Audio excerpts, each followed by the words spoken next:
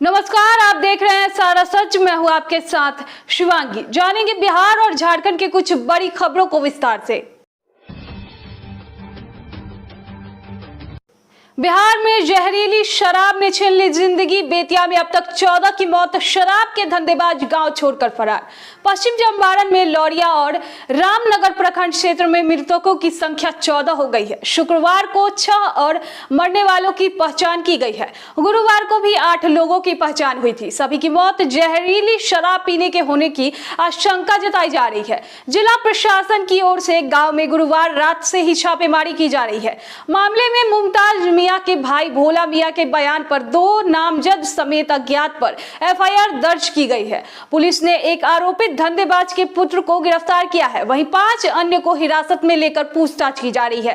लौरिया के प्रभारी थाना अध्यक्ष केपी यादव ने बताया कि देउरवा के ठग शाह सुरेश शाह समेत अन्य को आरोपित किया गया है। मामले में ठग शाह के पुत्र सुमित गिरफ्तार कर लिया गया है। पुलिस ने 5 लोगों को हिरासत में लिया है। उनसे पूछताछ की जा रही है।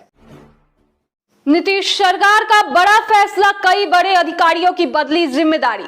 उप विकास आयुक्त अब जिला परिषद के मुख्य कार्यपालक पदाधिकारी नहीं रहेंगे। वहीं प्रखंड विकास पदाधिकारी पंचायत समिति के कार्यपालक पदाधिकारी की जिम्मेदारी से मुक्त होंगे। जिला परिषद में डीडीसी की जगह बिहार प्रशासनिक सेवा के नए पदाधिकारी पदस्थापित किए जाएंगे, जबकि बीडीओ की जगह प्रखंड के पंचायती राज पदाधिकारी को कार्यपालक पदाधिकारी बनाया जाएगा।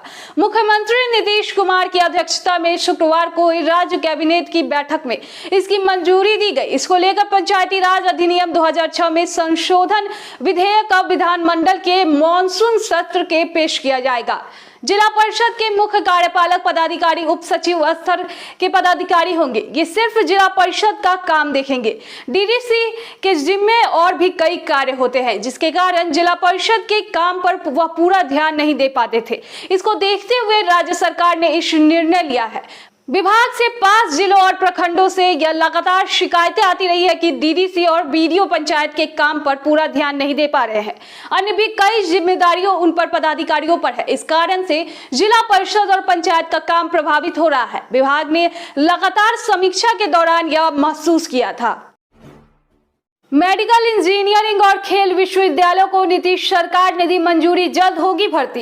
बिहार में 3 नए विश्वविद्यालयों के जल्द स्थापित किए जाने का रास्ता साफ हो गया है। मेडिकल विश्वविद्यालय, इंजीनियरिंग विश्वविद्यालय और खेल विश्वविद्यालय विधेयक पर कैबिनेट ने शुक्रवार को मंजूरी दी है। 26 जुलाई से शुरू हो रहे विधानमंडल के मानसून सत्र में इस विधेयक पर को पारित किया जाएगा। इसके बाद राज्यपालक की सहमति लेकर विश्वविद्यालय अधिनियम राज्य में लागू हो जाएगा। मुख्यमंत्री नीतीश कुमार की अध्यक्षता में हुई राज्य कैबिनेट की बैठक में 1.5 दर्जन प्रस्तावों पर स्वीकृति दी गई। अभियंत्रण विश्वविद्यालय के अधीन राज्य के सभी सरकारी और निजी इंजीनियरिंग कॉलेज होंगे। वहीं सभी मेडिकल कॉलेज चिकित्सा विश्वविद्यालयों के अधीन आएंगे। अभी इंजीनियरिंग और मेडिकल कॉलेज आर्यभट्ट ज्ञान विश्वविद्यालय के अंतर्गत आते हैं। इंजीनियरिंग और मेडिकल कॉलेजों के लिए अलग अलग विश्वविद्यालय होने से इन संस्थानों में और अधिक गुणवत्तापूर्ण शिक्षा बहाल हो सकेगी। इस मकसद से यह बनाया गया है। वहीं खेल के विकास को लेकर इसका अलग विश्वविद्यालय बनाया जा रहा है। राजगीर में खेल विश्वविद्यालय की स्थापना की जाएगी। दीपक क्रांति को मिला सर्वश्रेष्ठ शिक्षक का नेशनल अवार्ड। झारखंड के रहने वाले अंतर्राष्ट्रीय राष्ट्रीय ख्याति प्राप्त कवि, लेखक, व्यंग्यकार, गायक व कलाकार शिक्षक दीपक क्रांति को बेस्ट टीचर का नेशनल अवार्ड मिला है। दीपक को यह सम्मान शिक्षा और साहित्य के उनके अतुल्य निरंतर योगदान के लिए मिला है। यह सम्मान विद्वानों और प्रसिद्ध लोगों को उचित सम्मान और देश हित में कार्य करने वाली प्रसिद्ध संस्था international institute of Bangalore Karnataka की ओर से दिया गया है।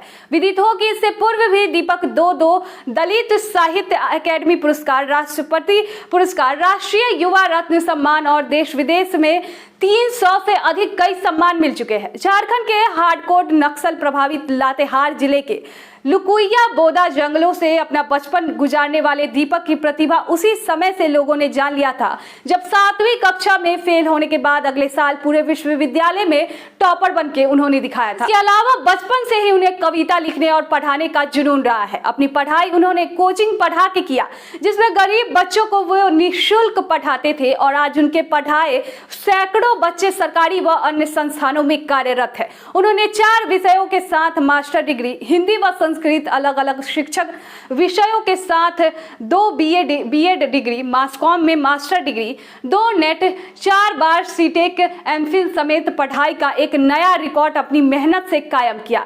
आज भी देश में सबसे शिक्षित बनने के लक्ष्य के साथ आगे पीएचडी हेतु पढ़ रहे हैं। साथ ही परमाणु ऊर्जा विभाग भारत सरकार में हिंदी संस्कृत शिक्षक सह राजभाषा प्रभारी के रूप में तमिलनाडु में कार्यरत है। उनकी पढ़ाई की शैली बिल्कुल भिन्न है, जिसमें वह अपने विषय को तल्लीन होकर नाटकीय भाव से कभी अलग अलग फिल्मी सितारों और गायकों की मिमिक्री कर तो कभी पूरे पाठ को कविता में ढाल के पढ़ाते हैं, जिससे बच्चे उनके प्रशंसक हो जाते हैं और बेहद रुचि के साथ पढ़ते हैं। पढ़ाई को बोझिल ना बनाकर साहित्य, संस्कृत और कला के साथ अद्भुत ढंग से प्रस्तुतिकरण के कारण व कई शैक्षणिक उपलब्धियों के आधार पर उन्हें यह नेशनल अवार्ड मिला, जिससे देश से लगभग 45 प्रोफेसर और शिक्षक शामिल है और हिंदी संस्कृत विषय में सिर्फ दीपक क्रांति उर्फ दीपक कुमार चौधरी शामिल है। दीपक क्रांति साहित्यिक शैक्षणिक संस्था बदलाव मंच के ग्लोबल फाउंडेशन भी है, जिसके द्वारा राष्ट्रीय अंतर्राष्ट्रीय साहित्यिक शैक्षणिक गतिविधियां चलाते हैं और झारखंड में गरीब बच्चों के लिए भाई रूपक क्रांति के सहयोग से निःशुल्क विद्यालय बदलाव शिक्षा संस्थान भी संचालित कर रहे हैं, जिसे पूरे देश में गरीब बच्चों के लिए संचालित करने पर आगे कार्य कर रहे हैं। साथ ही हर विषय की शिक्षा के जीवन और साहित्य संगीत को जोड़कर पढ़ाने और शिक्षा साहित्य संगीत के साथ विधि हर जगह वह प्रसारित करना चाहते हैं, ताकि मनोवैज्ञानिक रूप में भी विद्यार्थी पढ़ाई से प्यार करना सीखे, बोझिल ना समझे। अभी तक लगभग 12 सरकारी व गैर सरकारी स्कूल कॉलेजों में अल्पकाल के लिए अध्यापन कर चुके और जर्मनी, अमेरिका, ओमान समेत कई देशों में लोगों को हिंदी की कक्षा ले चुके और हिंदी को बढ़ावा दे चुके दीपक हिंदी, संस्कृत, उर्दू, अंग्रेजी समेत 8 भाषाओं के जानकार है।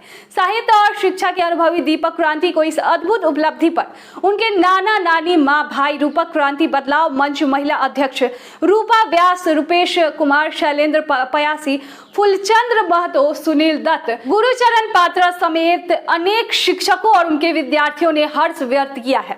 बदलाव मंच की नंदिता, रवि चौहान, सत्यम भास्कर, सबीना नाग आदि सभी ने बधाइयां दी है। चिराग पासवान मिल सकते हैं चाचा पशुपति पारस से, कब और कहां? बिहार आते ही खुद बताई ये बात। लोजपा से टूटे जाने बाद चिराग पासवान और उनके चाचा पशुपति पारस के बीच पहली मुलाकात हो सकती है, इसके संकेत खुद चिराग ने दिए हैं। चाचा भतीजा के बीच लंबे समय से कोई मुलाकात नहीं हुई है। यह सिलसिला पार्टी के हुए टूट के काफी पहले से ही जारी है। चाचा पारस के नेतृत्व में परिवर्तन की मुहिम शुरू होने के बाद चिराग ने खुद उनके बंगले पर जाकर मुलाकात की कोशिश की थी। हालांकि यह संभव नहीं हो सका था। पत्रकारों से बातचीत के दौरान चिराग ने कहा कि संसद के मॉनसून सत्र में उनकी मुलाकात चाचा से हो सकती है। वीडियो को लाइक, शेयर और चैनल को सब्सक्राइब करना ना भूलें और रोजमर्रा की ताजा तरीन खबरों से जुड़े रहने के लिए देखते रहें सारा सच।